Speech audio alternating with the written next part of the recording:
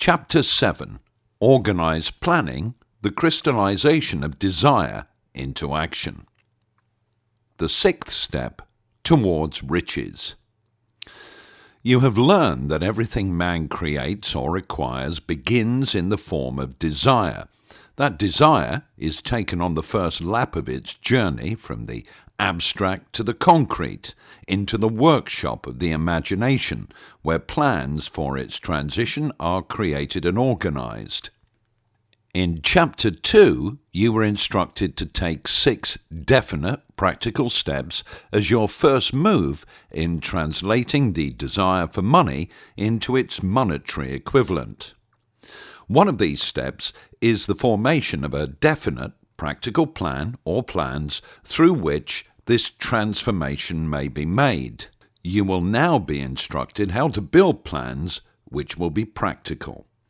A. Ally yourself with a group of as many people as you may need for the creation and carrying out of your plan or plans for the accumulation of money, making use of the mastermind principle described in a later chapter. Compliance with this instruction is absolutely essential. Do not neglect it. B. Before forming your mastermind alliance, decide what advantages and benefits you may offer the individual members of your group in return for their cooperation. No one will work indefinitely without some form of compensation. No intelligent person will either request or expect another to work without adequate compensation, although this may not always be in the form of money. C. Arrange to meet with the members of your mastermind group at least twice a week, and more often if possible, until you have jointly perfected the necessary plan or plans for the accumulation of money. D. Maintain perfect harmony between yourself and every member of your mastermind group. If you fail to carry out this instruction to the letter, you may expect to meet with failure. The mastermind principle cannot obtain where perfect harmony does not prevail. Keep in mind these facts. First, you are engaged in an undertaking of major importance to you. To be sure of success, you must have plans which are faultless. Second, you must have the advantage of the experience, education, native ability, and imagination of other minds. This is in harmony with the methods followed by every person who has accumulated a great fortune. No individual has sufficient experience, education, native ability, and knowledge to ensure the accumulation of a great fortune without the cooperation of other people. Every plan you adopt in your endeavor to accumulate wealth should be the joint creation of yourself and every other member of your mastermind group. You may originate your own plans, either in whole or in part, but see that those plans are checked and approved by the members of your mastermind alliance. If the first plan which you adopt does not work successfully, replace it with a new plan. If this new plan fails to work, replace it in turn with still another, and so on until you find a plan which does work. Right here is the point at which the majority of men meet with failure, because of their lack of persistence in creating new plans to take the place of those which fail. The most intelligent man living cannot succeed in accumulating money, nor in any other undertaking, without plans which are practical and workable. Just keep this fact in mind, and remember when your plans fail that temporary defeat is not permanent failure. It may only mean that your plans have not been sound. Build other plans. Start all over again. Thomas A. Edison failed 10,000 times before he perfected the incandescent electric light bulb. That is, he met with temporary defeat 10,000 times before his efforts were crowned with success. Temporary defeat should mean only one thing, the certain knowledge that there is something wrong with your plan. Millions of men go through life in misery and poverty because they lack a sound plan through which to accumulate a fortune. Henry Ford accumulated a fortune not because of his superior mind, but because he adopted and followed a plan which proved to be sound. 1,000 men could be pointed out, each with a better education than Ford's, yet each of whom lives in poverty because he does not possess the right plan for the accumulation of money. Your achievement can be no greater than your plans are sound. That may seem to be an axiomatic statement, but it is true. Samuel Insull lost his fortune of over $100 million. The Insull fortune was built on plans which were sound. The business depression forced Mr. Insull to change his plans, and the change brought temporary defeat because his new plans were not sound. Mr. Insull is now an old man. He may consequently accept failure instead of temporary defeat, but if his experience turns out to be failure, it will be for the reason that he lacks the fire of persistence to rebuild his plans. No man is ever whipped until he quits in his own mind. This fact will be repeated many times because it is so easy to take the count at the first sign of defeat.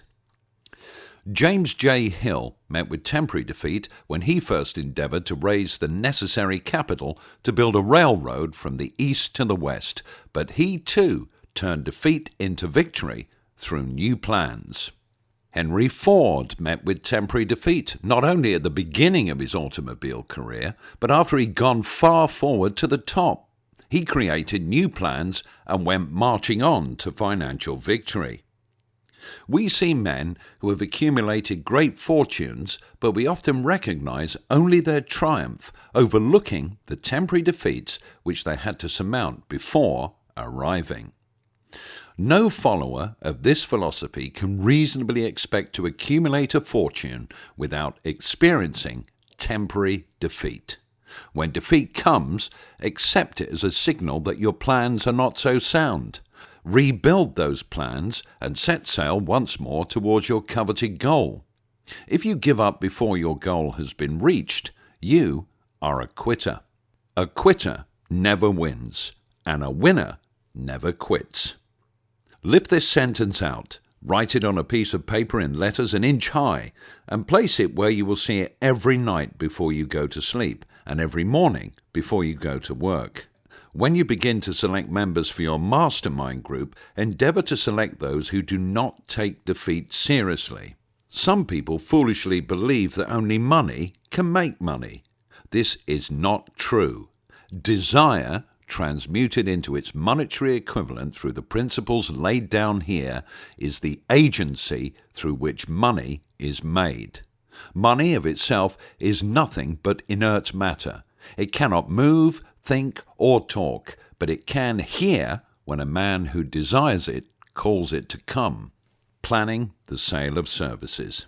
The remainder of this chapter has been given over to a description of ways and means of marketing personal services. The information here conveyed will be of practical help to any person having any form of personal services to market, but it will be of priceless benefit to those who aspire to leadership in their chosen occupations.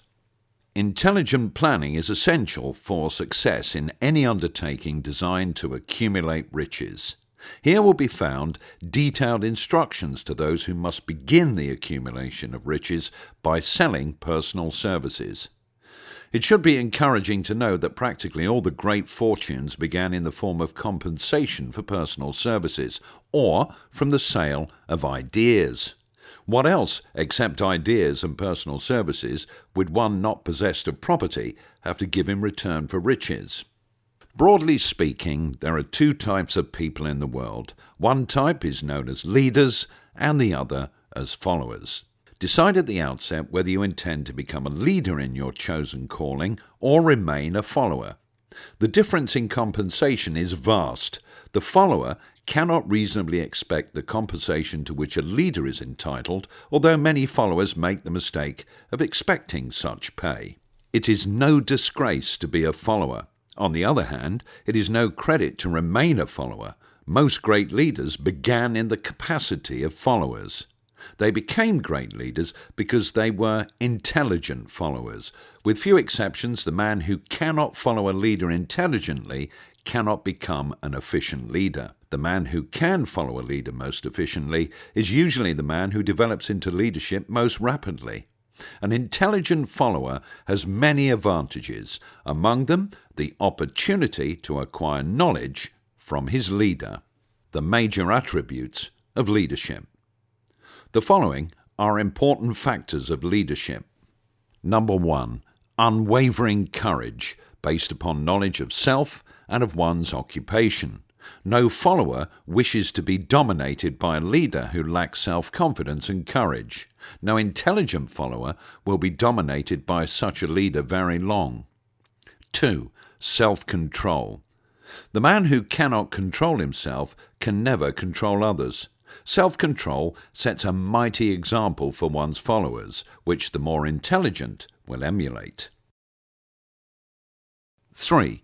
A keen sense of justice. Without a sense of fairness and justice, no leader can command and retain the respect of his followers. 4. Definiteness of decision. The man who wavers in his decisions shows that he is not sure of himself. He cannot lead others successfully. 5. Definiteness of plans. The successful leader must plan his work and work his plan. A leader who moves by guesswork without practical, definite plans is comparable to a ship without a rudder. Sooner or later, he will land on the rocks. 6. The habit of doing more than paid for. One of the penalties of leadership is the necessity of willingness upon the part of the leader to do more than he requires of his followers. 7. A pleasing personality. No slovenly, careless person can become a successful leader. Leadership calls for respect. Followers will not respect a leader who does not grade high on all of the factors of a pleasing personality. 8. Sympathy and understanding. The successful leader must be in sympathy with his followers. Moreover, he must understand them and their problems. 9. Mastery of detail. Successful leadership calls for mastery of details of the leader's position. 10. Willingness to assume full responsibility. The successful leader must be willing to assume responsibility for the mistakes and the shortcomings of his followers. If he tries to shift this responsibility, he will not remain the leader. If one of his followers makes a mistake and shows himself incompetent, the leader must consider that it is he who failed. 11. Cooperation. The successful leader must understand and apply the principle of cooperative effort and be able to induce his followers to do the same. Leadership calls for power, and power calls for cooperation.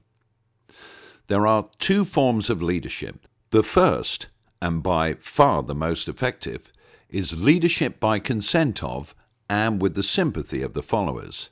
The second is leadership by force, without the consent and sympathy of the followers.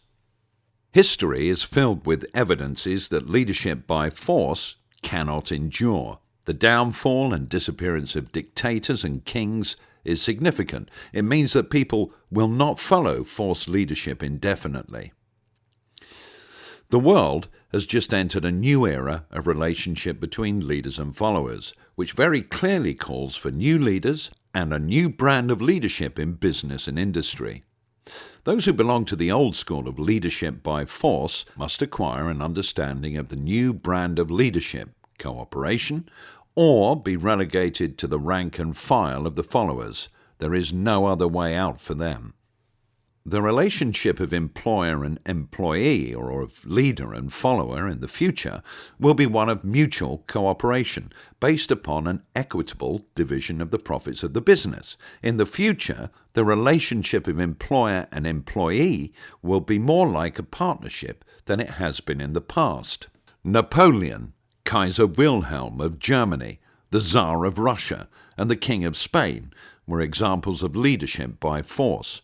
Their leadership passed. Without much difficulty, one might point to the prototypes of these ex-leaders among the business, financial and labor leaders of America who have been dethroned or slated to go. Leadership by consent of the followers is the only brand which can endure.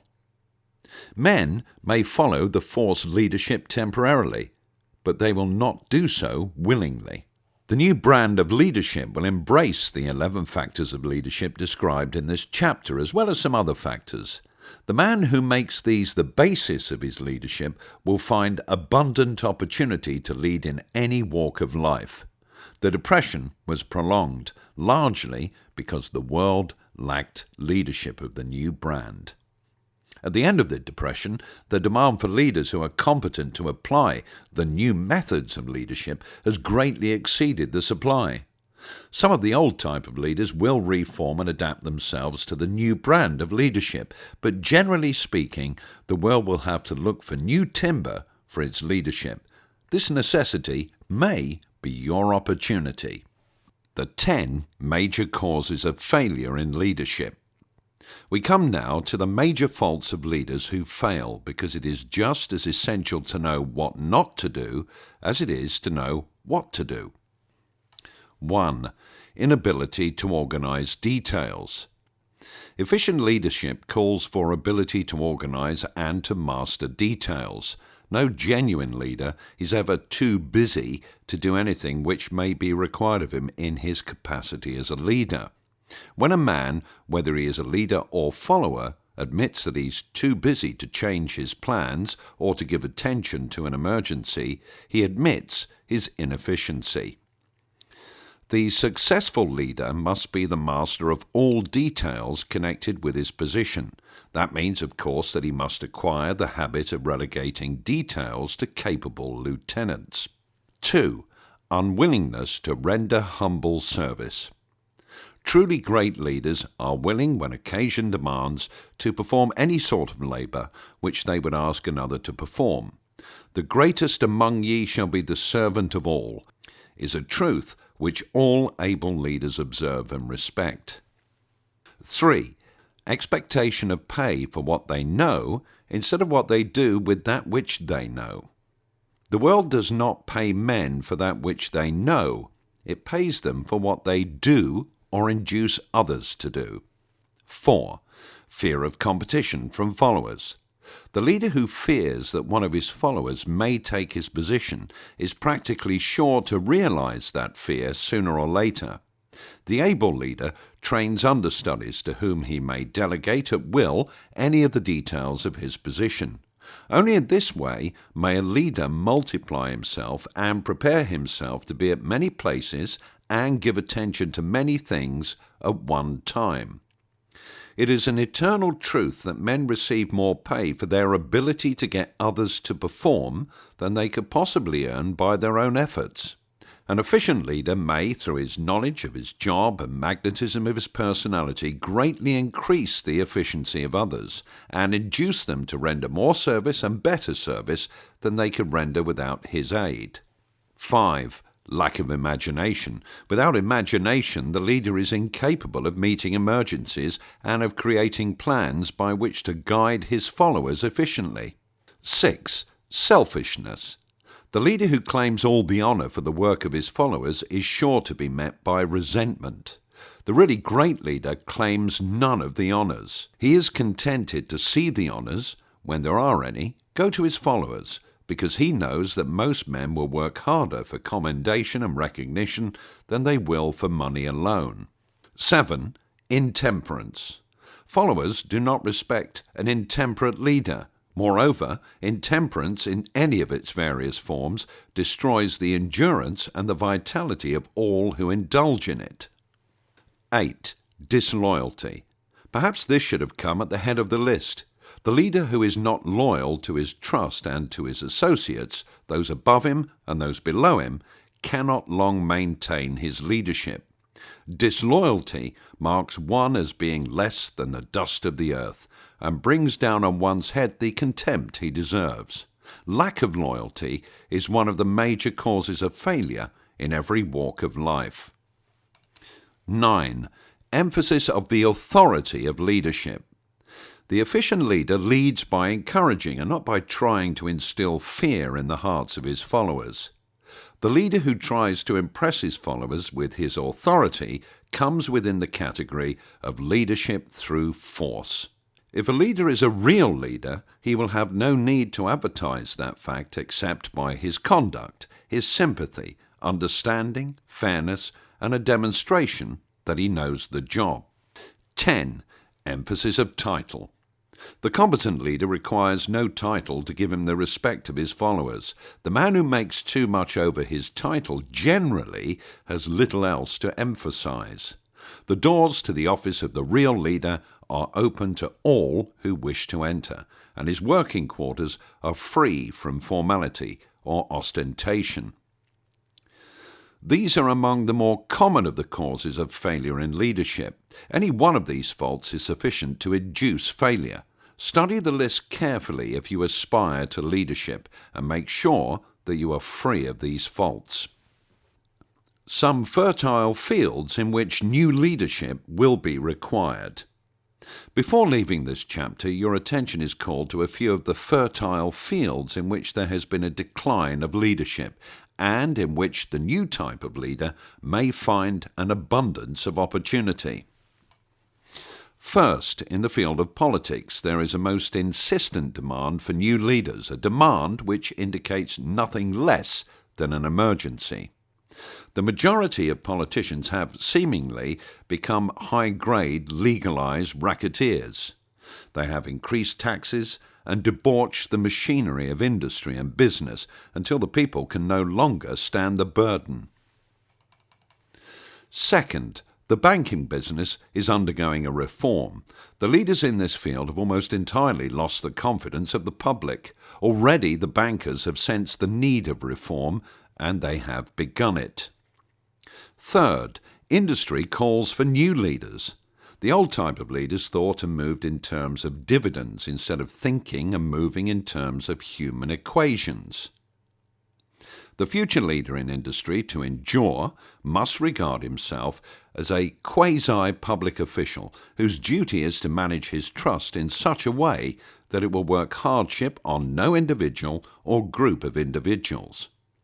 Exploitation of working men is a thing of the past. Let the man who aspires to leadership in the field of business, industry, and labor remember this. Fourth, the religious leader of the future will be forced to give more attention to the temporal needs of his followers in the solution of their economic and personal problems of the present, and less attention to the dead past and the yet unborn future. Fifth, in the professions of law, medicine, and education, a new brand of leadership and, to some extent, new leaders will become a necessity. This is especially true in the field of education. The leader in that field must, in the future, find ways and means of teaching people how to apply the knowledge they receive in school. He must deal more with practice and less with theory. Sixth, new leaders will be required in the field of journalism.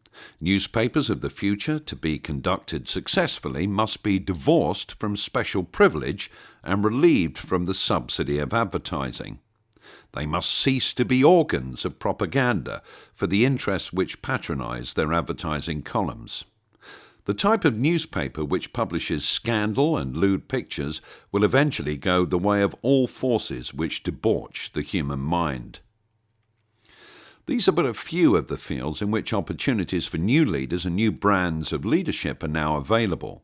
The world is undergoing a rapid change. This means that the media, through which the changes in human habits are promoted, must be adapted to the changes. The media here described are the ones which, more than any others, determine the trend of civilization. When and how to apply for a position.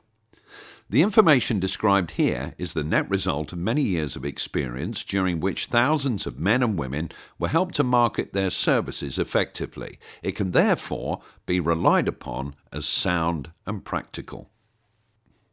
Media through which services may be marketed. Experience has proved that the following media offer the most direct and effective methods of bringing the buyer and the seller of personal services together.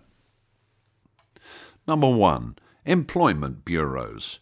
Care must be taken to select only reputable bureaus, the management of which can show adequate records of achievement of satisfactory results. There are comparatively few such bureaus. 2. Advertising in newspapers, trade journals, magazines and radio. Classified advertising may usually be relied upon to produce satisfactory results in the case of those who apply for clerical or ordinary salaried positions. Display advertising is more desirable in the case of those who seek executive connections. The copy to appear in the section of the paper which is most apt to come to the attention of the class of employer being sought. The copy should be prepared by an expert who understands how to inject sufficient selling qualities to produce replies. 3. Personal letters of application, directed to particular firms or individuals most apt to need such services as are being offered. Letters should be neatly typed always and signed by hand. With the letter should be sent a complete brief or outline of the applicant's qualifications. Both the letter of application and the brief of experience or qualifications should be prepared by an expert. See instructions as to information to be supplied. 4. Application through personal acquaintances. When possible, the applicant should endeavour to approach prospective employers through some mutual acquaintance. This method of approach is particularly advantageous in the case of those who seek executive connections and do not wish to appear to be peddling themselves. 5. Application in person. In some instances, it may be more effective if the applicant offers personally his services to prospective employers, in which event a complete written statement of qualifications for the position should be presented, for the reason that prospective employers often wish to discuss with associates one's record. Information to be supplied in a written brief. This brief should be prepared as carefully as a lawyer would prepare the brief of a case to be tried in court. Unless the applicant is experienced in the preparation of such briefs, an expert should be consulted, and his services enlisted for this purpose. Successful merchants employ men and women who understand the art and the psychology of advertising to present the merits of their merchandise.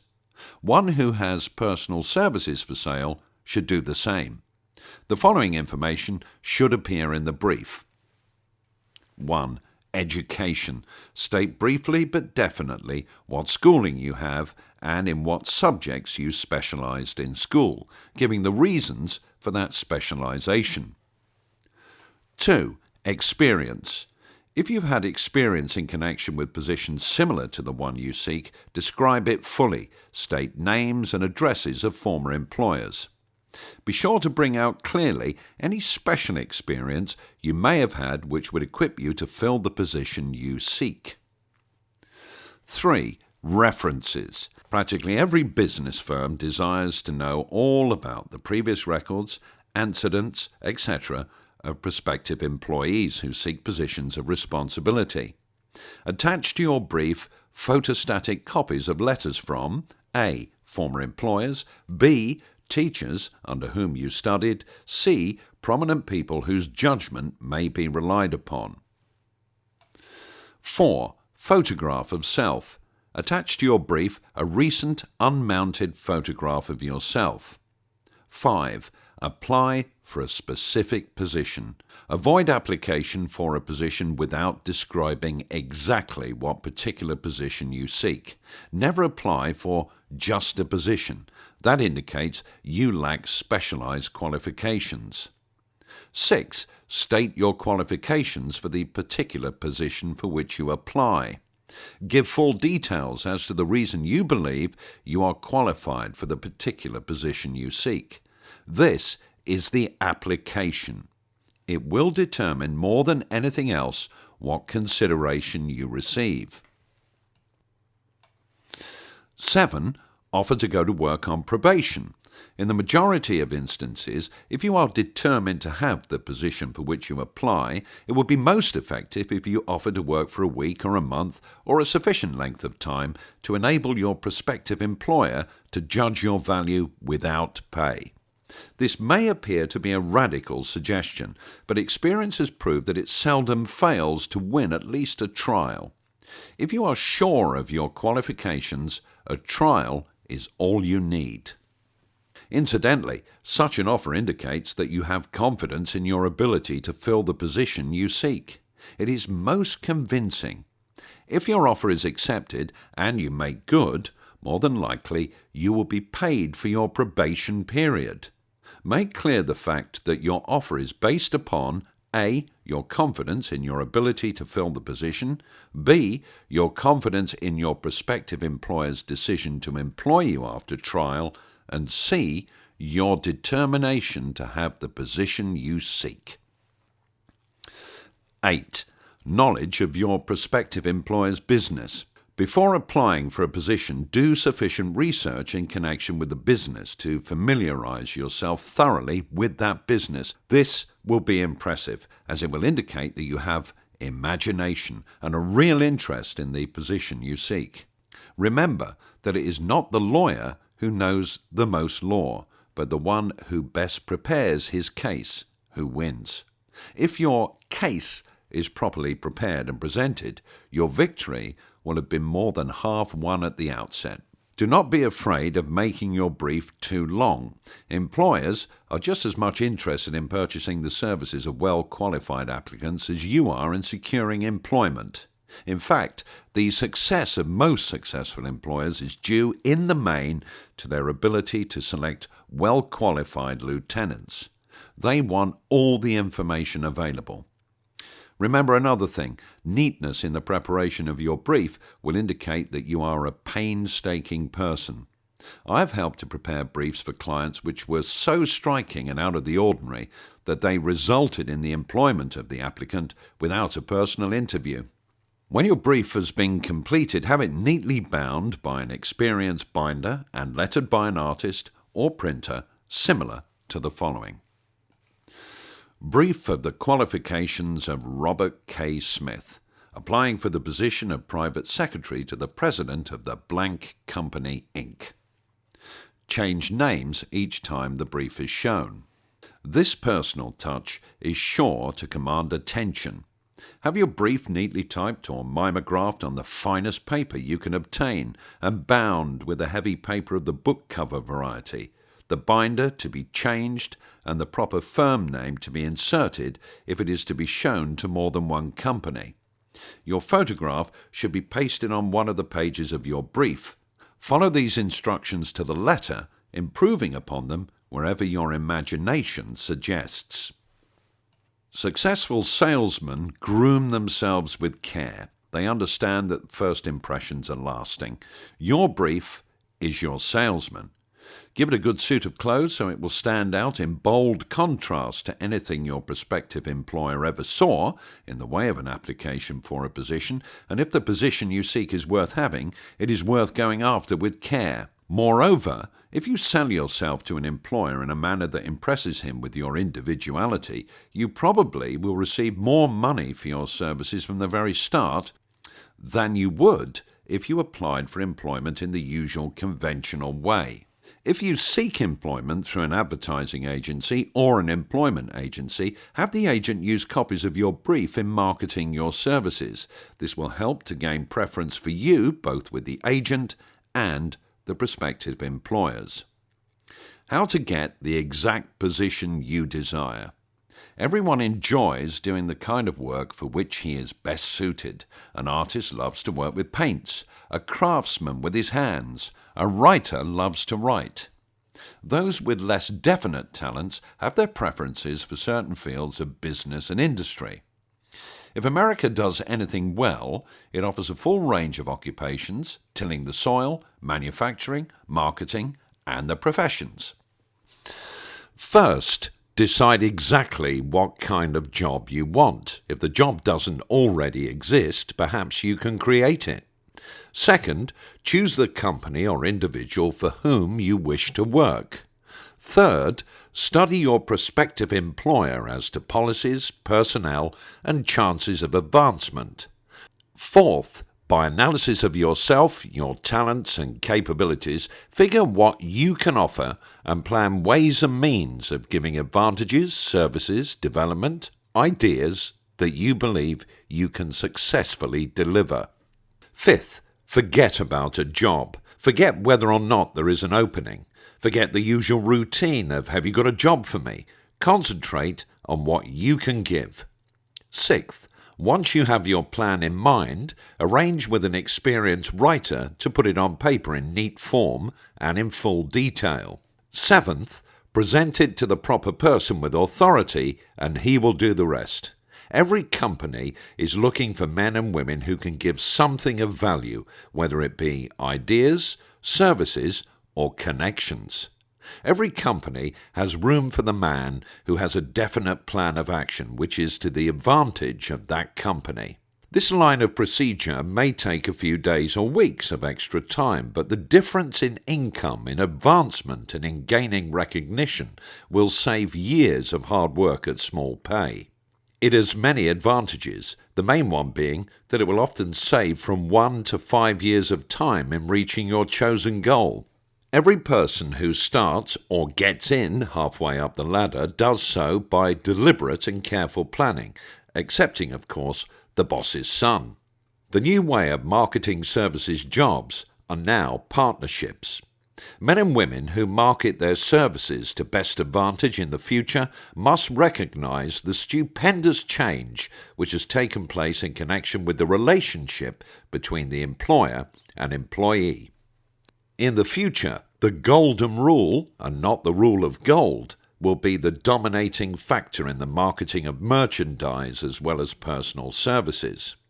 The future relationship between employers and their employees will be more in the nature of a partnership consisting of A. the employer, B. the employee, C. the public they serve. This new way of marketing personal services is called new for many reasons. First, both the employer and the employee of the future will be considered as fellow employees whose business it will be to serve the public efficiently. In times past, employers and employees have bartered amongst themselves, driving the best bargains they could with one another, not considering that in the final analysis they were in reality bargaining at the expense of the third party, the public they served.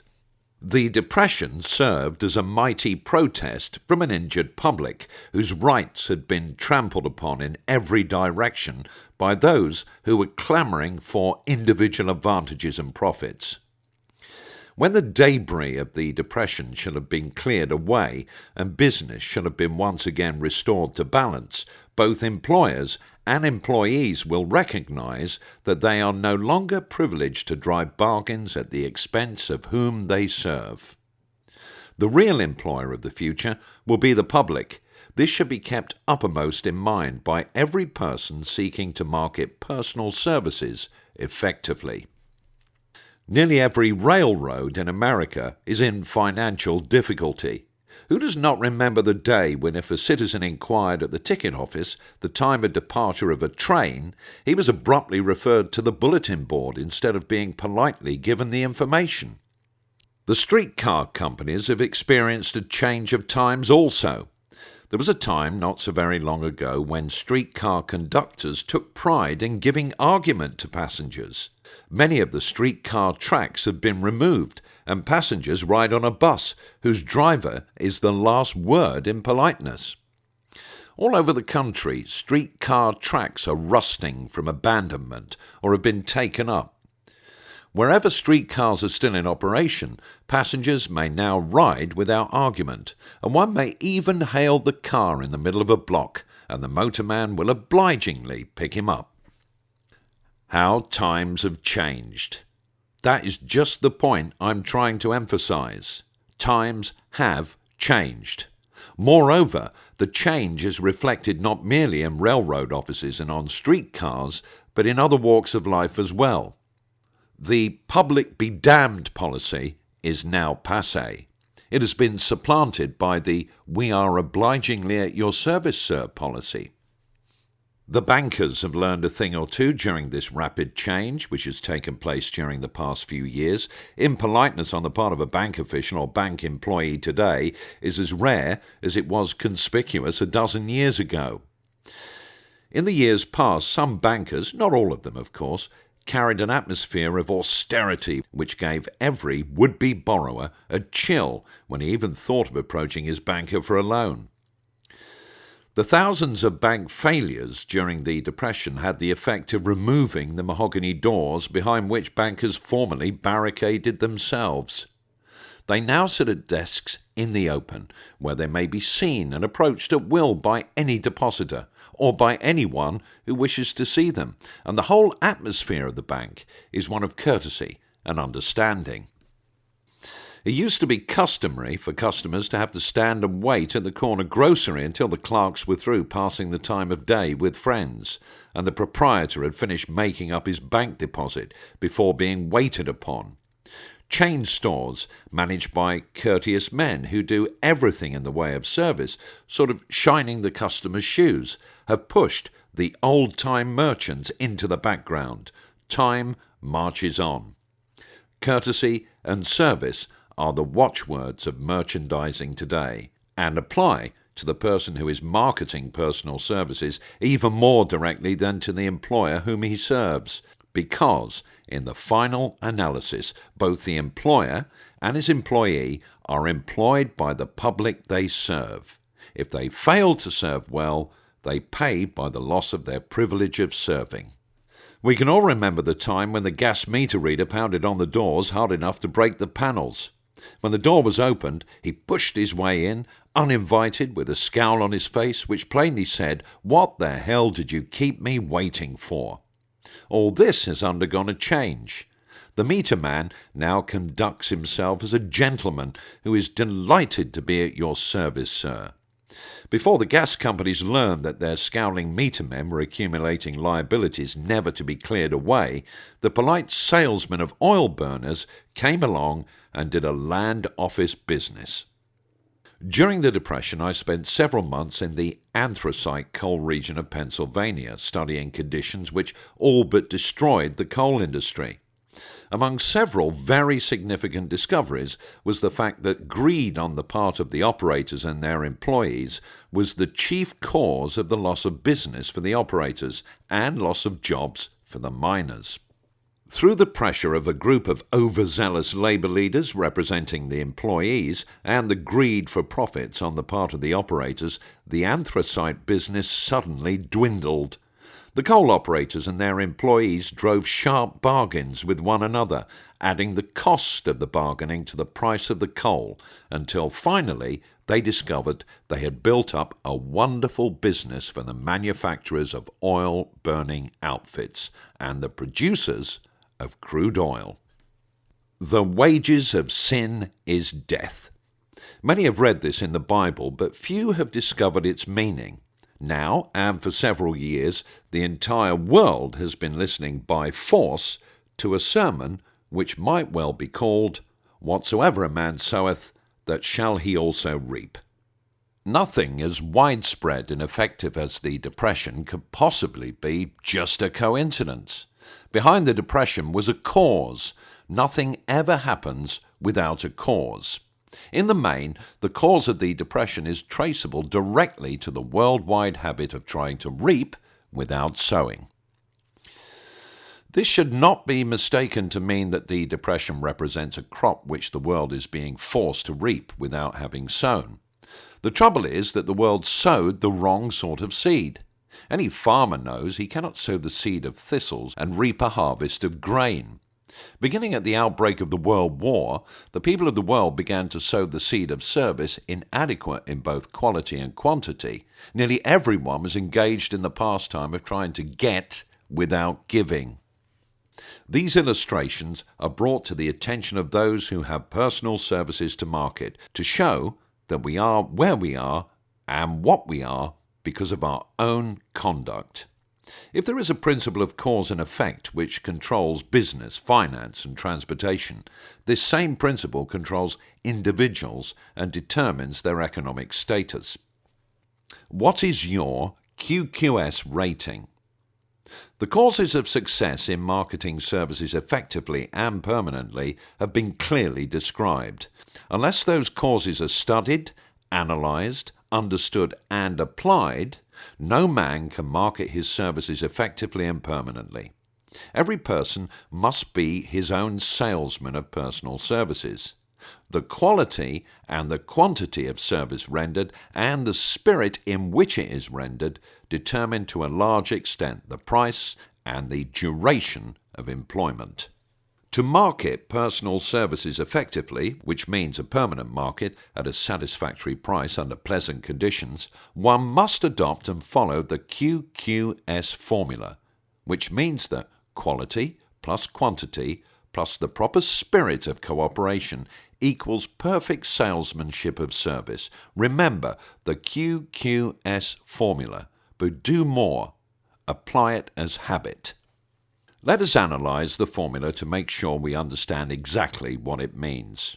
Number 1. Quality of service shall be construed to mean the performance of every detail in connection with your position in the most efficient manner possible, with the object of greater efficiency always in mind. Number 2. Quantity of service shall be understood to mean the habit of rendering all the service of which you are capable at all times, with the purpose of increasing the amount of service rendered as greater skill is developed through practice and experience. Emphasis is again placed on the word habit. 3. Spirit of service shall be construed to mean habit of agreeable, harmonious conduct which will induce cooperation from associates and fellow employees. Adequacy of quality and quantity of service is not sufficient to maintain a permanent market for your services. The conduct or the spirit in which you deliver service is a strong determining factor in connection with both the price you receive and the duration of employment. Andrew Carnegie stressed this point more than others in connection with his description of the factors which lead to success in the marketing of personal services.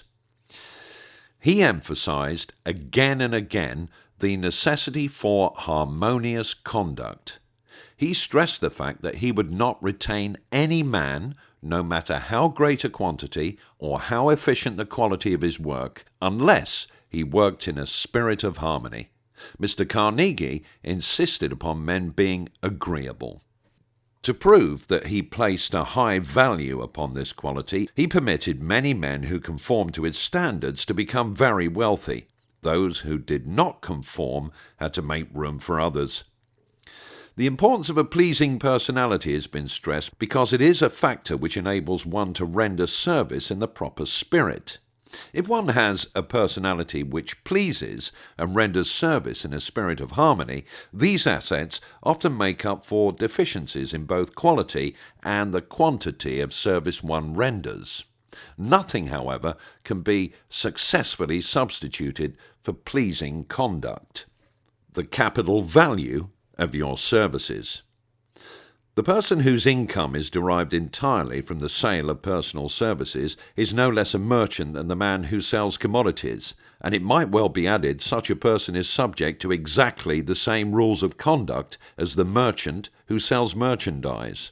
This has been emphasized because the majority of people who live by the sale of personal services make the mistake of considering themselves free from the rules of conduct and the responsibilities attached to those who are engaged in marketing commodities. The new way of marketing services has practically forced both employer and employee into partnership alliances through which both take into consideration the rights of the third party, the public they serve. The day of the go-getter has passed. He has been supplanted by the go-giver. High-pressure methods in business finally blew the lid off. There will never be the need to put the lid back on, because in the future, business will be conducted by methods that will require no pressure. The actual capital value of your brains may be determined by the amount of income you can produce by marketing your services. A fair estimate of the capital value of your services may be made by multiplying your annual income by 16 2/3, as it is reasonable to estimate that your annual income represents 6% of your capital value. Money rents for 6% per annum. Money is worth no more than brains. It is often worth much less. Competent brains, if effectively marketed, represent a much more desirable form of capital than that which is required to conduct a business dealing in commodities, because brains are a form of capital which cannot be permanently depreciated through depressions, nor can this form of capital be stolen or spent. Moreover, the money which is essential for the conduct of business is as worthless as a sand dune until it has been mixed with efficient brains. The 30 major causes of failure. How many of these are holding you back? Life's greatest tragedy consists of men and women who earnestly try and fail. The tragedy lies in the overwhelmingly large majority of people who fail as compared to the few who succeed. I have had the privilege of analysing several thousand men and women, 98% of whom were classed as failures. There is something radically wrong with a civilization and a system of education which permits 98% of the people to go through life as failures. But I did not write this book for the purpose of moralizing on the rights and wrongs of the world. That would require a book 100 times the size of this one. My analysis work proved that there are 30 major reasons for failure and 13 major principles through which people accumulate fortunes. In this chapter, a description of the 30 major causes of failure will be given. As you go over the list, check yourself by it, point by point, for the purpose of discovering how many of these causes of failure stand between you and success. Number 1. Unfavorable hereditary background. There is but little, if anything, which can be done for people who are born with a deficiency in brain power. This philosophy offers but one method of bridging this weakness, through the aid of the mastermind. Observe with profit, however, that this is the only one of the 30 causes of failure which may not be easily corrected by any individual. Number 2. Lack of a well-defined purpose in life. There is no hope of success for the person who does not have a central purpose or definite goal at which to aim. 98 out of every 100 of those whom I have analysed had no such aim. 3. Lack of ambition to aim above mediocrity. We offer no hope for the person who is so indifferent as to not to want to get ahead in life and who is not willing to pay the price. 4. Insufficient education. This is a handicap which may be overcome with comparative ease. Experience has proven that the best educated people are often those who are well known as self-made or self-educated. It takes more than a college degree to make one a person of education. Any person who is educated is one who has learned to get whatever he wants in life without violating the rights of others. Education consists not so much of knowledge, but of knowledge effectively and persistently applied. Men are paid not merely for what they know, but more particularly for what they do with that which they know. 5. Lack of self-discipline. Discipline comes through self-control. This means that one must control all negative qualities. Before you can control conditions, you must first control yourself. Self-mastery is the hardest job you will ever tackle. If you do not conquer self, you will be conquered by self. You may see at one and the same time both your best friend and your greatest enemy by stepping in front of a mirror. Number 6. Ill health. No person may enjoy outstanding success without good health. Many of the causes of ill health are subject to mastery and control. These in the main are A. Overeating of foods not conducive to health, B. Wrong habits of thought, giving expression to negatives. C, wrong use of and overindulgence in sex. D, lack of proper physical exercise. And E, an inadequate supply of fresh air due to improper breathing. Number 7, unfavorable environmental influences during childhood. As the twig is bent, so shall the tree grow. Most people who have criminal tendencies acquire them as a result of bad environment and improper associates during childhood. Number 8, procrastination. This is one of the most common causes of failure. Old man procrastination stands within the shadow of every human being, waiting his opportunity to spoil one's chances of success. Most of us go through life as failures because we are waiting for the time to be right, to start doing something worthwhile. Do not wait. The time will never be just right. Start where you stand and work with whatever tools you may have at your command, and better tools will be found as you go along. Number 9, lack of persistence. Most of us are good starters, but poor finishers of everything we begin. Moreover, people are prone to give up at the first signs of defeat. There is no substitute for persistence. The person who makes persistence his watchword discovers that old man failure finally becomes tired and makes his departure. Failure cannot cope with persistence. 10. Negative personality. There is no hope of success for the person who repels people through a negative personality. Success comes through the application of power, and power is attained through the cooperative efforts of other people. A negative personality will not induce cooperation. Number 11. Lack of controlled sexual urge. Sex energy is the most powerful of all the stimuli which move people into action because it is the most powerful of the emotions. It must be controlled through transmutation and converted into other channels. Number 12. Uncontrolled desire for something for nothing. The gambling instinct drives millions of people to failure. Evidence of this may be found in a study of the Wall Street crash of 29, during which millions of people tried to make money by gambling on stock margins. 13. Lack of a well-defined power of decision. Men who succeed reach decisions promptly and change them, if at all, very slowly. Men who fail reach decisions, if at all, very slowly, and change them frequently and quickly. Indecision and procrastination are twin brothers. Where one is found, the other may usually be found also. Kill off this pair before they completely hog-tie you to the treadmill of failure. Number 14. One or more of the 6 basic fears. These fears have been analysed for you in a later chapter. They must be mastered before you can market your services effectively. 15. Wrong selection of a mate in marriage. This is a most common cause of failure. The relationship of marriage brings people intimately into contact. Unless this relationship is harmonious, failure is likely to follow. Moreover, it will be a form of failure that is marked by misery and unhappiness, destroying all signs of ambition. Number 16. Overcaution. The person who takes no chances generally has to take whatever is left when the others are through choosing.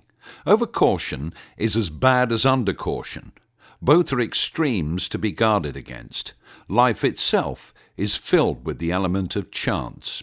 17. Wrong selection of associates in business. This is one of the most common causes of failure in business. In marketing personal services, one should use great care to select an employer who will be an inspiration and who is himself intelligent and successful. We emulate those with whom we associate most closely. Pick an employer who is worth emulating. Number 18. Superstition and prejudice. Superstition is a form of fear. It is also a sign of ignorance. Men who succeed keep open minds and are afraid of nothing. 19. Wrong selection of a vocation. No man can succeed in a line of endeavour which he does not like. The most essential step in the marketing of personal services is that of selecting an occupation into which you can throw yourself wholeheartedly. Number 20. Lack of concentration of effort. The jack of all trades seldom is good at any. Concentrate all of your efforts on one definite chief aim. 21. The habit of indiscriminate spending. The spendthrift cannot succeed, mainly because he stands eternally in fear of poverty. Form the habit of systematic saving by putting aside a definite percentage of your income. Money in the bank gives one a very safe foundation of courage when bargaining for the sale of personal services. Without money, one must take what one is offered and be glad to get it. Number 22. Lack of enthusiasm. Without enthusiasm, one cannot be convincing. Moreover, enthusiasm is contagious, and the person who has it under control is generally welcome in any group of people. Number 23. Intolerance. The person with a closed mind on any subject seldom gets ahead. Intolerance means that one has stopped acquiring knowledge. The most damaging forms of intolerance are those connected with religious, racial, and political differences of opinion. 24. Intemperance. The most damaging forms of intemperance are connected with eating, strong drink, and sexual activities. Overindulgence in any of these is fatal to success. Number 25. Inability to cooperate with others. More people lose their positions and their big opportunities in life because of this fault than for all the other reasons combined. It is a fault which no well-informed businessman or leader will tolerate. 26. Possession of power that was not acquired through self-effort. Sons and daughters of wealthy men and others who inherit money which they did not earn. Power in the hands of one who did not acquire it gradually is often fatal to success. Quick riches are more dangerous than poverty. Number 27. Intentional dishonesty. There is no substitute for honesty. One may be temporarily dishonest by force of circumstances over which one has no control without permanent damage. But there is no hope for the person who is dishonest by choice. Sooner or later, his deeds will catch up with him, and he will pay by loss of reputation and perhaps even loss of liberty. Number 28. Egotism and vanity. These qualities serve as red lights which warn others to keep away. They are fatal to success. 29. Guessing instead of thinking. Most people are too indifferent or lazy to acquire facts with which to think accurately. They prefer to act on opinions created by guesswork or snap judgments. Number 30. Lack of capital. This is a common cause of failure amongst those who start out in business for the first time, without sufficient reserve of capital to absorb the shock of their mistakes and to carry them over until they have established a reputation. Number 31. Under this, name any particular cause of failure from which you have suffered that has not been included in the foregoing list. In these 30 major causes of failure is found a description of the tragedy of life, which obtains for practically every person who tries and fails. It will be helpful if you can induce someone who knows you well to go over the list with you and help to analyze you by the 30 causes of failure. It may be beneficial if you try this alone. Most people cannot see themselves as others see them. You may be one who cannot. The oldest of admonitions is, "Man, know thyself." If you market merchandise successfully, you must know the merchandise. The same is true in marketing personal services. You should know all of your weaknesses in order that you may either bridge them or eliminate them entirely. You should know your strength in order that you may call attention to it when selling your services. You can know yourself only through accurate analysis. The folly of ignorance in connection with self was displayed by a young man who applied to the manager of a well-known business for a position. He made a very good impression until the manager asked him what salary he expected. He replied that he had no fixed sum in mind, lack of a definite aim. The manager then said, "We will pay you all you are worth after we try you out for a week." "I will not accept it," the applicant replied, "because I am getting more than that where I am now employed." Before you even start to negotiate for a readjustment of your salary in your present position or to seek employment elsewhere, be sure that you are worth more than you now receive. It is one thing to want more money. Everyone wants more. But it is something entirely different to be worth more. Many people mistake their wants for their just dues. Your financial requirements or wants have nothing whatever to do with your worth. Your value is established entirely by your ability to render useful service or your capacity to induce others to render such service. Take inventory of yourself. 28 questions you should answer. Annual self-analysis is an essential in the effective marketing of personal services, as is annual inventory and merchandising. Moreover, the yearly analysis should disclose a decrease in faults and an increase in virtues. One goes ahead, stands still, or goes backward in life. One's object should be, of course, to go ahead. Annual self-analysis will disclose whether advancement has been made, and if so, how much. It will also disclose any backward steps one may have made. The effective marketing of personal services requires one to move forward even if the progress is slow. Your annual self-analysis should be made at the end of each year, so you can include in your New Year's resolution any improvements which the analysis indicates should be made. Take this inventory by asking yourself the following questions and by checking your answers with the aid of someone who will not permit you to deceive yourself as to their accuracy. Self-analysis questionnaire for personal inventory. Number 1. Have I attained the goal which I established as my objective for this year? You should work with a definite yearly objective to be attained as part of your major life objective. Number 2. Have I delivered service of the best possible quality of which I was capable, or could I have improved any part of this service?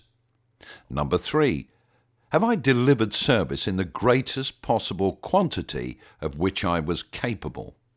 Number 4. Has the spirit of my conduct been harmonious and cooperative at all times?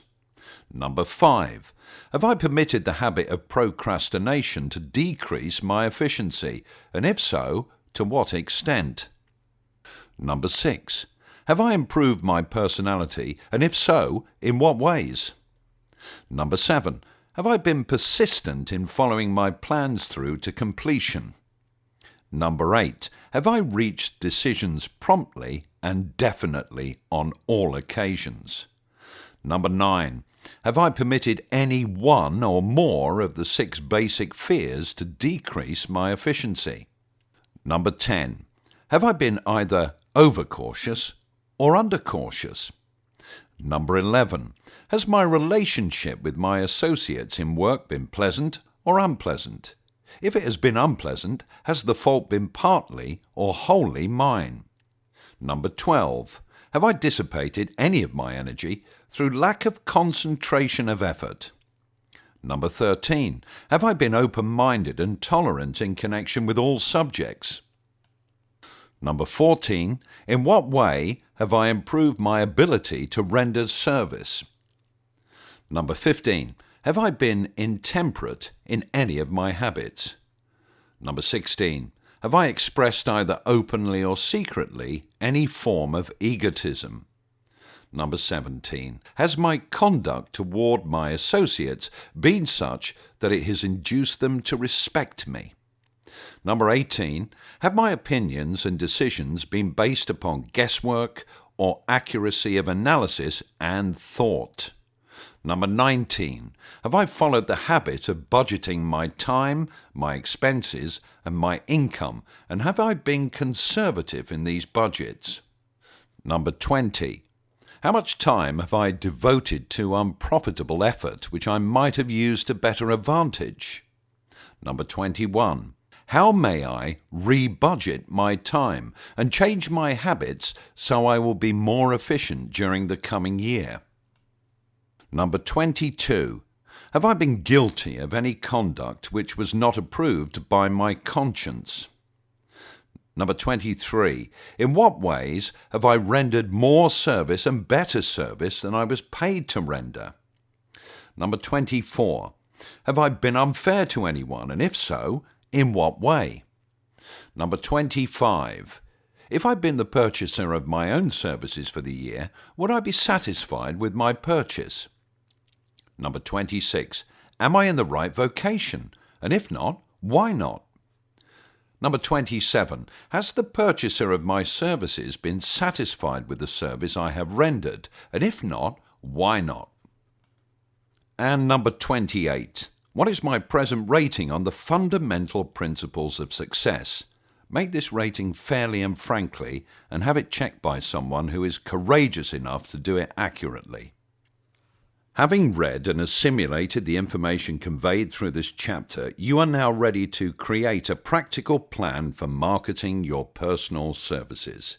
In this chapter will be found an adequate description of every principle essential in planning the sale of personal services, including the major attributes of leadership, the most common causes of failure in leadership, a description of the fields of opportunity for leadership, the main causes of failure in all walks of life, and the important questions which should be used in self-analysis.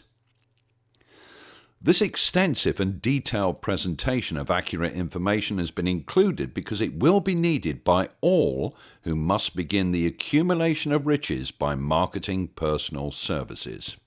Those who have lost their fortunes and those who are just beginning to earn money have nothing but personal services to offer in return for riches. Therefore, it is essential that they have available the practical information needed to market services to best advantage.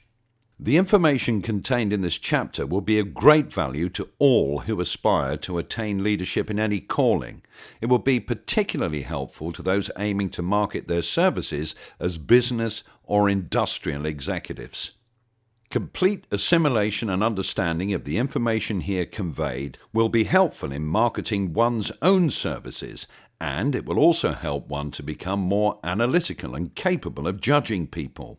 The information will be priceless to personnel directors, employment managers, and other executives charged with the selection of employees and the maintenance of efficient organizations.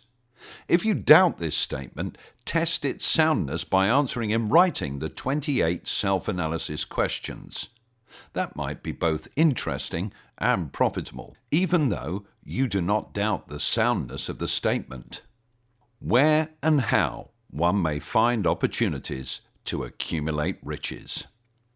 Now that we have analyzed the principles by which riches may be accumulated, we naturally ask, where may one find favorable opportunities to apply these principles? Very well, let us take inventory and see what the United States of America offers the person seeking riches, great or small. To begin with, let us remember, all of us, that we live in a country where every law-abiding citizen enjoys freedom of thought and freedom of deed, unequaled anywhere in the world. Most of us have never taken inventory of the advantages of this freedom. We have never compared our unlimited freedom with the curtailed freedom in other countries.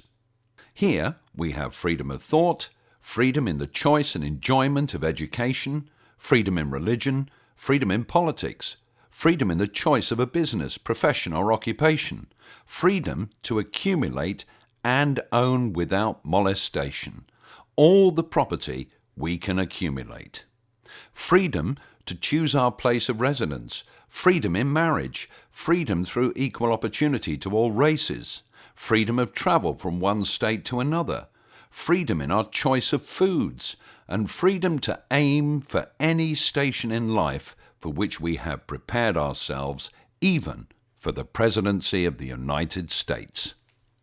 We have other forms of freedom, but this list will give a bird's eye view of the most important, which constitute opportunity of the highest order. This advantage of freedom is all the more conspicuous because the United States is the only country guaranteeing to every citizen, whether native-born or naturalized, so broad and varied a list of freedom. Next, let us recount some of the blessings which our widespread freedom has placed within our hands. Take the average American family, for example, meaning the family of average income, and sum up the benefits available to every member of the family in this land of opportunity and plenty. A. Food. Next to freedom of thought and deed comes food, clothing, and shelter, the three basic necessities of life. Because of our universal freedom, the average American family has available at its very door the choicest selection of food to be found anywhere in the world, and at prices within its financial range. A family of two living in the heart of the Times Square district of New York City, far removed from the source of production of foods, took careful inventory of the cost of a simple breakfast, with this astonishing result. Grapefruit juice from Florida, $2. Rippled wheat breakfast food from a Kansas farm, $2. Tea from China, $2. Bananas from South America, $2.50. Toasted bread from a Kansas farm, $1. Fresh country eggs from Utah, $7. Sugar from Cuba or Utah, $0.50. Butter and cream from New England, $3. The grand total, $20. It is not very difficult to obtain food in a country where two people can have breakfast consisting of all they want or need for a dime apiece. Observe that this simple breakfast was gathered by some strange form of magic from China, South America, Utah, Kansas, and the New England states, and delivered on the breakfast table ready for consumption in the very heart of the most crowded city in America, at a cost well within the means of the most humble laborer. The cost included all federal, state, and city taxes. Here is a fact the politicians did not mention when they were crying out to the voters to throw their opponents out of office because the people were being taxed to death. B. Shelter. This family lives in a comfortable apartment heated by steam, lighted with electricity, with gas for cooking, all for $65 a month. In a smaller city or a more sparsely settled part of New York City, the same apartment could be had for as low as $20 a month. The toast they had for breakfast in the food estimate was toasted on an electric toaster, which cost but a few dollars. The apartment is cleaned with a vacuum sweeper that is run by electricity. Hot and cold water is available at all times in the kitchen and the bathroom. The food is kept cool in a refrigerator that is run by electricity. The wife curls her hair, washes her clothes, and irons them with easily operated electrical equipment on power obtained by sticking a plug in the wall. The husband shaves with an electric shaver, and they receive entertainment from all over the world 24 hours a day if they want it, without cost, by merely turning the dial of their radio. There are other conveniences in this apartment, but the foregoing list will give a fair idea of some of the concrete evidences of the freedom we of America enjoy. And this is neither political nor economic propaganda. C. Clothing. Anywhere in the United States, the woman of average clothing requirements can dress very comfortably and neatly for less than $200 a year, and the average man can dress for the same or less. Only the three basic necessities of food, clothing, and shelter have been mentioned. The average American citizen has other privileges and advantages available in return for modest effort, not exceeding 8 hours per day of labor. Among these is the privilege of automobile transportation, with which one can go and come at will at very small cost. The average American has security of property rights not found in any other country in the world. He can place his surplus money in a bank with the assurance that his government will protect it and make good to him if the bank fails. If an American citizen wants to travel from one state to another, he needs no passport, no one's permission. He may go when he pleases and return at will. Moreover, he may travel by train, private automobile, bus, airplane or ship as his pocketbook permits. In Germany, Russia, Italy and most of the other European and Oriental countries, the people cannot travel with so much freedom and at so little cost. The miracle that has provided these blessings. We often hear politicians proclaiming the freedom of America when they solicit votes, but seldom do they take the time or devote sufficient effort to the analysis of the source or nature of this freedom. Having no axe to grind, no grudge to express, no ulterior motives to be carried out, I have the privilege of going into a frank analysis of that mysterious, abstract, greatly misunderstood something which gives to every citizen of America more blessings, more opportunities to accumulate wealth, more freedom of every nature than may be found in any other country. I have the right to analyze the source and nature of this unseen power because I know and have known for more than a quarter of a century many of the men who organized that power and many who are now responsible for its maintenance. The name of this mysterious benefactor of mankind is capital. Capital consists not alone of money, but more particularly of highly organized, intelligent groups of men who plan ways and means of using money efficiently for the good of the public and profitably to themselves. These groups consist of scientists, educators, chemists, inventors, business analysts, publicity men, transportation experts, accountants, lawyers, doctors, and both men and women who have highly specialized knowledge in all fields of industry and business. They pioneer, experiment, and blaze trails in new fields of endeavor. They support colleges, hospitals, public schools, build good roads, publish newspapers, pay most of the cost of government, and take care of the multitudinous detail essential to human progress.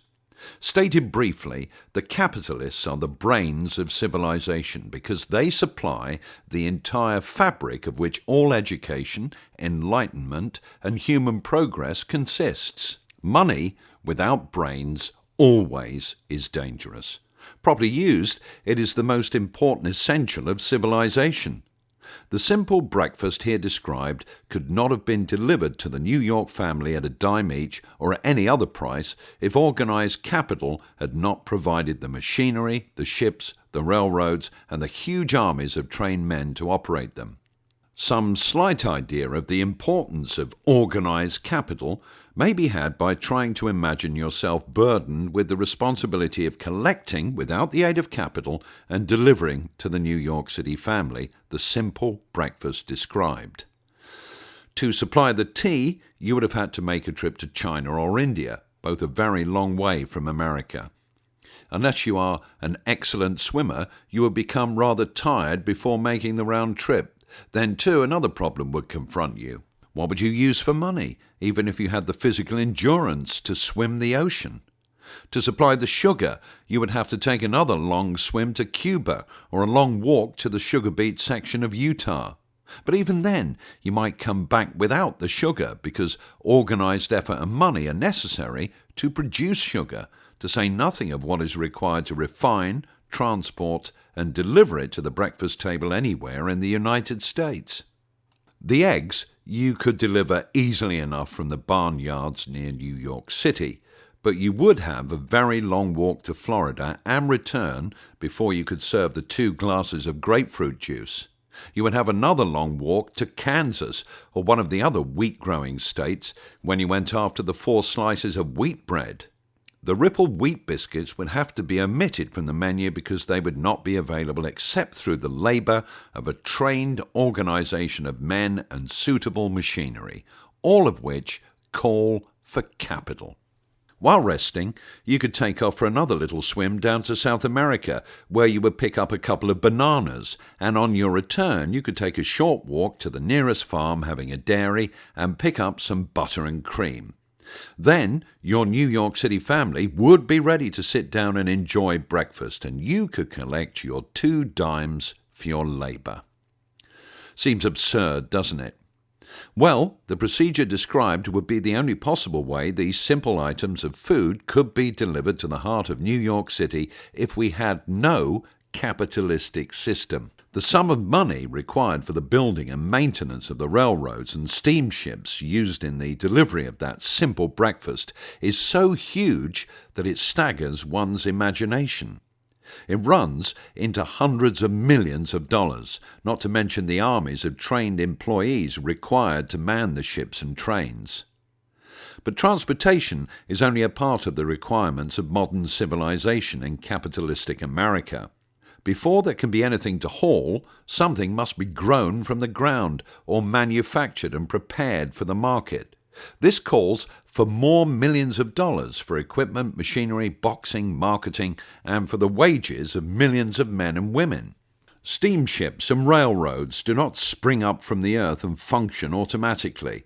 They come in response to the call of civilization through the labour and ingenuity and organising ability of men who have imagination, faith, enthusiasm, decision, persistence. These men are known as capitalists. They are motivated by the desire to build, construct, achieve, render useful service, earn profits, and accumulate riches. And because they render service without which there would be no civilization, they put themselves in the way of great riches. Just to keep the record simple and understandable, I will add that these capitalists are the self-same men of whom most of us have heard soapbox orators speak. They are the same men to whom radicals, racketeers, dishonest politicians, and grafting labour leaders refer as the predatory interests, or Wall Street. I am not attempting to present a brief for or against any group of men or any system of economics. I am not attempting to condemn collective bargaining when I refer to grafting labour leaders, nor do I aim to give a clean bill of health to all individuals known as capitalists.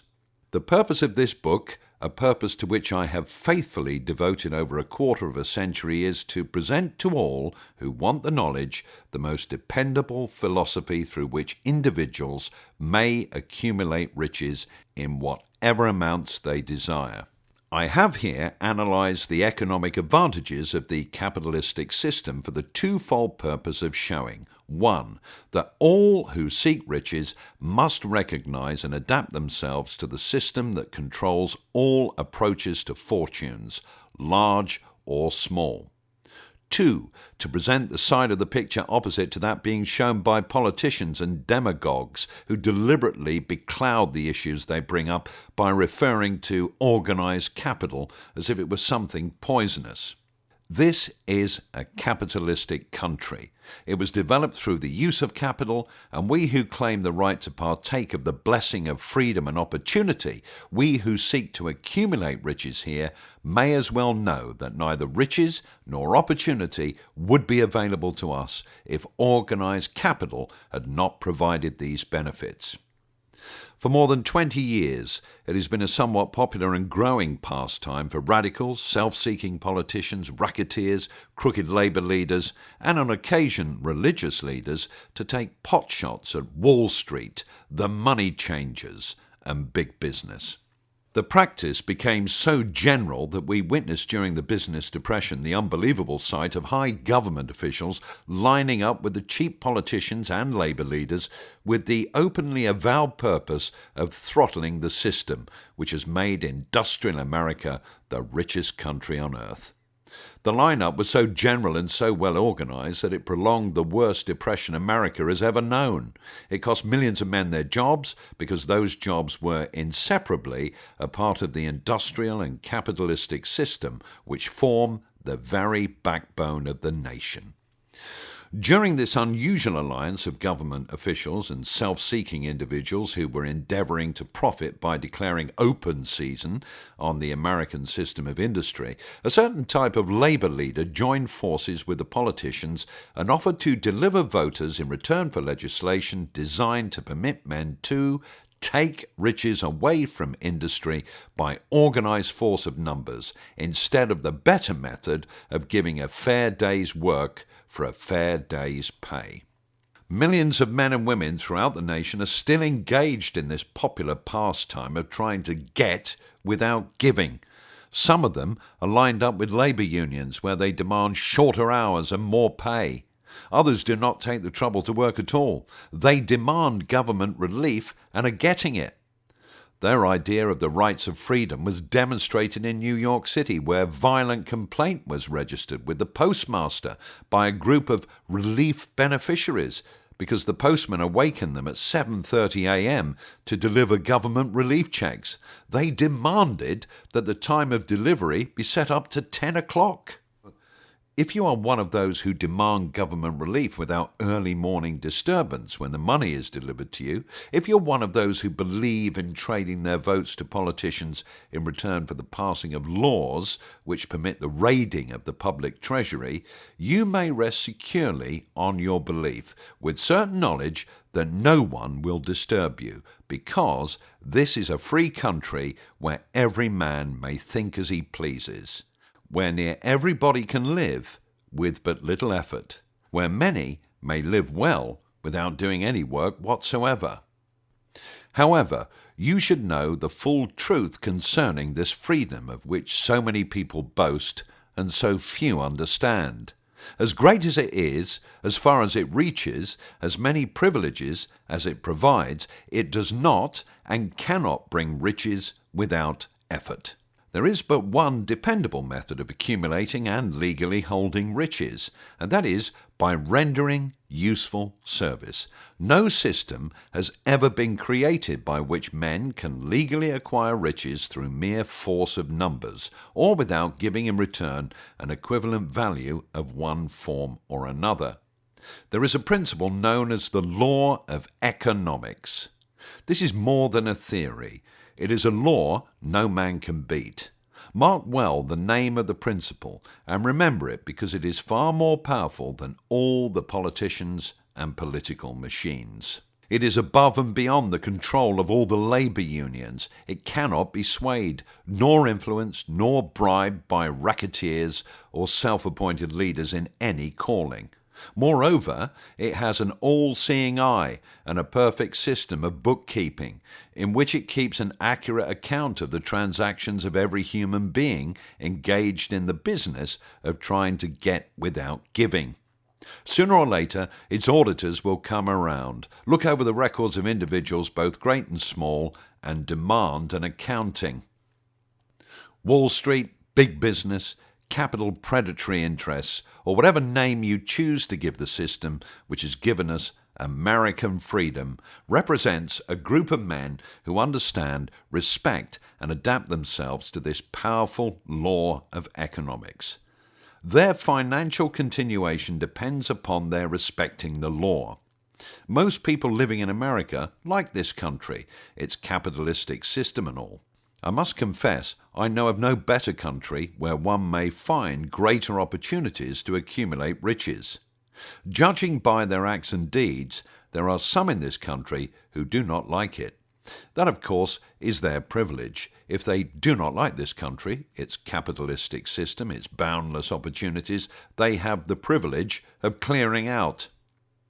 Always, there are other countries such as Germany, Russia, and Italy, where one may try one's hand at enjoying freedom and accumulating riches, providing one is not too particular. America provides all the freedom and all the opportunity to accumulate riches that any honest person may require. When one goes hunting for game, one selects hunting grounds where game is plentiful. When seeking riches, the same rule would naturally obtain. If it is riches you are seeking, do not overlook the possibilities of a country whose citizens are so rich that women alone spend over $200 million annually for lipsticks, rouge, and cosmetics. Think twice, you who are seeking riches, before trying to destroy the capitalistic system of a country whose citizens spend over $50 million a year for greetings cards with which to express their appreciation of their freedom. If it is money you are seeking, consider carefully a country that spends hundreds of millions of dollars annually for cigarettes, the bulk of the income from which goes to only 4 major companies engaged in supplying this national builder of nonchalance and quiet nerves. By all means, give plenty of consideration to a country whose people spend annually more than $15 million for the privilege of seeing moving pictures, and toss in a few additional millions for liquor, narcotics, and other less potent soft drinks and giggle waters. Do not be in too big a hurry to get away from a country whose people willingly, even eagerly, hand over millions of dollars annually for football, baseball, and prize fights. And by all means, stick by a country whose inhabitants give up more than $1 million a year for chewing gum and another $1 million for safety razor blades. Remember also that this is but the beginning of the available sources for the accumulation of wealth. Only a few of the luxuries and non-essentials have been mentioned, but remember that the business of producing, transporting, and marketing these few items of merchandise gives regular employment to many millions of men and women who receive for their services many millions of dollars monthly and spend it freely for both the luxuries and the necessities. Especially remember that the back of all this exchange of merchandise and personal services may be found an abundance of opportunity to accumulate riches. Here, our American freedom comes to one's aid. There is nothing to stop you or anyone from engaging in any portion of the effort necessary to carry on these businesses. If one has superior talent, training, experience, one may accumulate riches in large amounts. Those not so fortunate may accumulate smaller amounts. Anyone may earn a living in return for a very nominal amount of labor. So, there you are. Opportunity has spread its wares before you. Step up to the front, select what you want, create your plan, put the plan into action, and follow through with persistence. Capitalistic America will do the rest. You can depend upon this much. Capitalistic America ensures every person the opportunity to render useful service and to collect riches in proportion to the value of the service. The system denies no one this right, but it does not and cannot promise something for nothing, because the system itself is irrevocably controlled by the law of economics, which neither recognizes nor tolerates for long getting without giving. The law of economics was passed by nature. There is no supreme court to which violators of this law may appeal. The law hands out both penalties for its violation and appropriate rewards for its observance without interference or the possibility of interference by any human being. The law cannot be repealed. It is as fixed as the stars in the heaven and subject to and part of the same system that controls the stars. May one refuse to adapt oneself to the law of economics? Certainly, this is a free country where all men are born with equal rights, including the privilege of ignoring the law of economics. What happens then? Nothing happens until large numbers of men join forces for the avowed purpose of ignoring the law and taking what they want by force. Then comes the dictator with well-organized firing squads and machine guns. We have not yet reached that stage in America, but we have heard all we want to know about how the system works. Perhaps we have been fortunate enough not to demand personal knowledge of so gruesome a reality. Doubtless, we shall prefer to continue with our freedom of speech, freedom of deed, and freedom to render useful services in return for riches. The practice by government officials of extending to men and women the privilege of raiding the public treasury in return for votes sometimes results in election, but as night follows day, the final payoff comes when every penny wrongfully used must be repaid with compound interest on compound interest. If those who make the grab are not forced to repay, the burden falls on their children and their children's children, even unto the third and fourth generations. There is no way to avoid the debt. Men can, and sometimes do, form themselves into groups for the purpose of crowding wages up and working hours down. There is a point beyond which they cannot go. It is the point at which the law of economics steps in, and the sheriff gets both the employer and the employees. For 6 years, from 1929 to 1935, the people of America, both rich and poor, barely missed seeing the old man economics hand over to the sheriff all the businesses and industries and banks. It was not a pretty sight. It did not increase our respect for mob psychology, through which men cast reason to the winds and start trying to get without giving. We who went through those 6 discouraging years when fear was in the saddle and faith was on the ground cannot forget how ruthlessly the law of economics exacted its toll from both rich and poor, weak and strong, old and young. We shall not wish to go through another such experience. These observations are not founded upon short-time experience. They are the result of 25 years of careful analysis of the methods of both the most successful and the most unsuccessful men America has known.